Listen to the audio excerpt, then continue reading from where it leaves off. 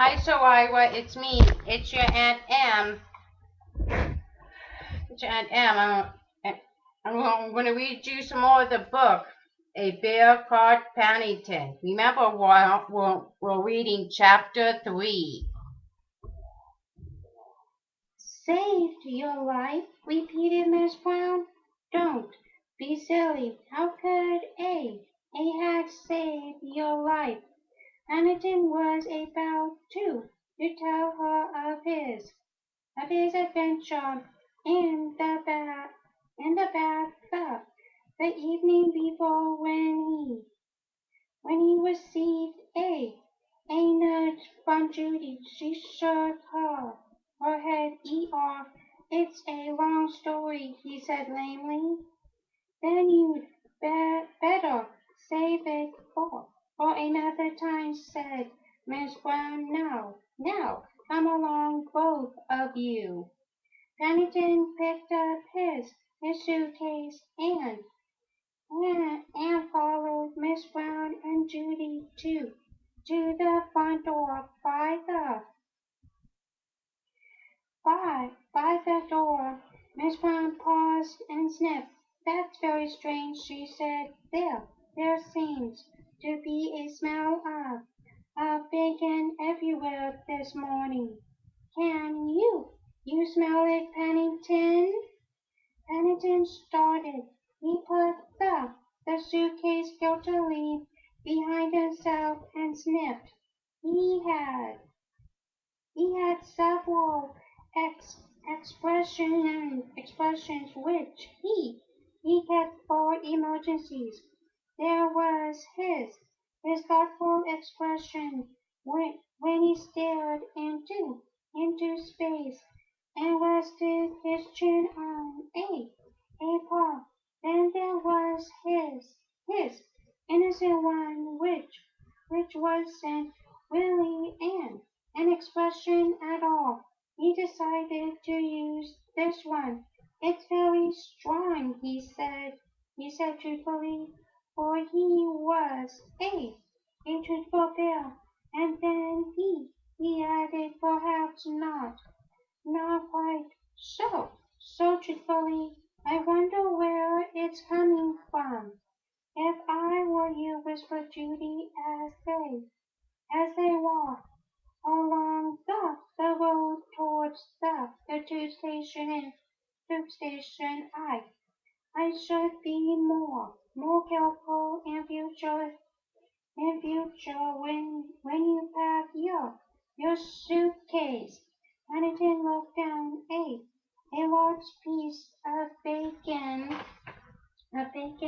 stuck out of the side his case of his case and was trailing the pavement on the pavement.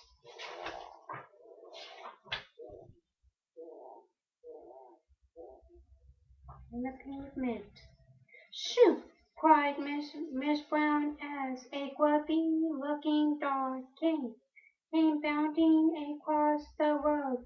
Paddington waved his suitcase. Go away, dog, he said sternly. The dog licked its lips, and Paddington glanced anxiously over his shoulder as he hurried on, keeping close behind Miss Brown and Judy. Oh dear, said Miss Brown, I have a funny feeling about today, as if things are going to happen.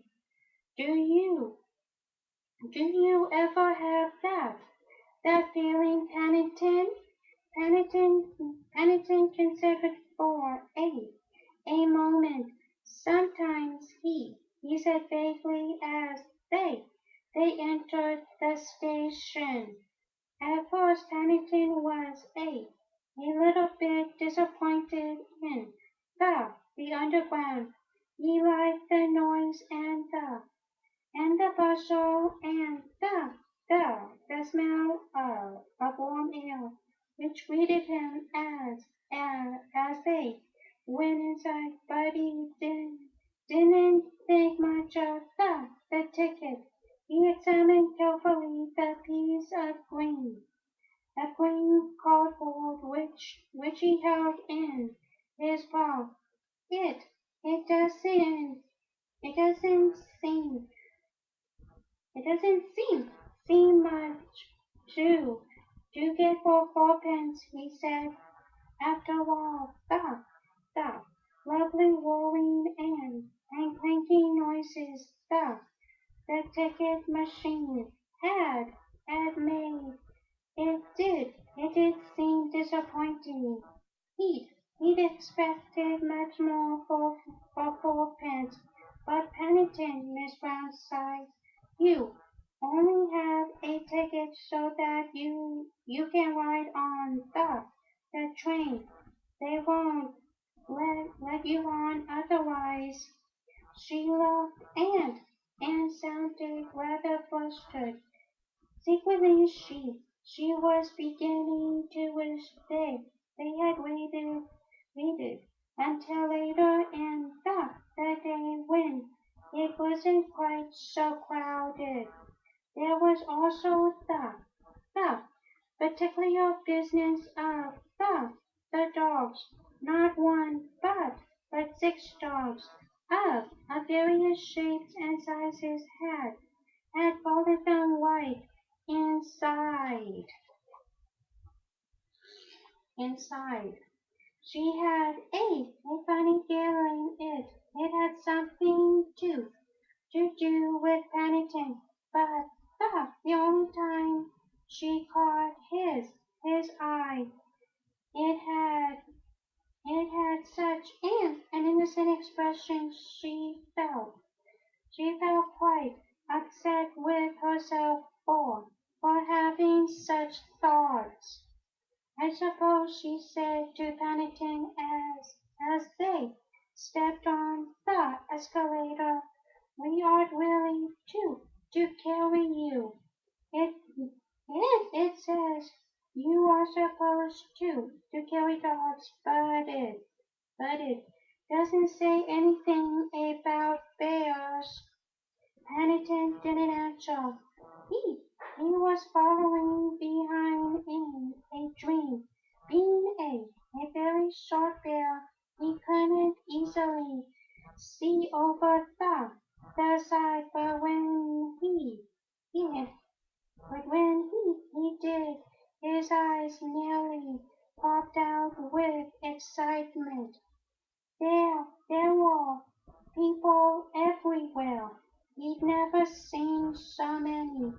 There, there were people rushing down one side and then rushing down one side and there were more people rushing up the other. Everyone seemed in a terrible hurry. As he stepped off the escalator, he found himself carried away between a man with an umbrella and a lady with a large shopping bag. By the time he managed to push his his way free, both Miss Brown and Judy had completely disappeared. It was then that he saw a most surprising notice. He blinked at it several times to make sure, but each time he opened his eyes, it said the same thing. Follow the amber light to Pennington. Pennington decided that the underground was quite the most exciting thing that had ever happened to him. He turned and trotted down the corridor, following the amber lights until he met another crowd of people who were queuing for the escalator, escalator, escalator. E-R-E, said the man at the top as he examined Paddington's ticket. What's all this? You haven't been anywhere yet. I know, said Paddington unhappily. I think I must have made a mistake at the bottom. The man sniffed suspiciously and called across to an inspector. There's a young bear, E-R-E, smelling of bacon, says he made a mistake at the bottom. The inspector put his thumbs under his waistcoat. Escalators is for the benefit and convenience of passengers, he said sternly, not for the rights of young bears to play on, especially in the rush hour. Yes, sir, said Paddington, raising his hat, but we don't have ESCA. LATORS, said the inspector helpfully. LATORS, said Paddington, in darkest Peru. I have never been on one before, so it's rather difficult. Difficult. Darkest Peru, said the inspector, looking most impressed. Oh well, in that case, he lifted up the chain which divided the up and the down escalators. You better get back down, but don't let let me catch you up to any tricks again. Thank you very much, said Paddington gratefully as he ducked under the chain. It's very kind of you, I'm sure. He turned to wave goodbye, but before he could raise his hat, he found himself being whisked into the depths of the underground again. That's all for now, so I'll read you some more next time. Okay, bye-bye, and lots of love and kisses. Mwah, mwah, mwah.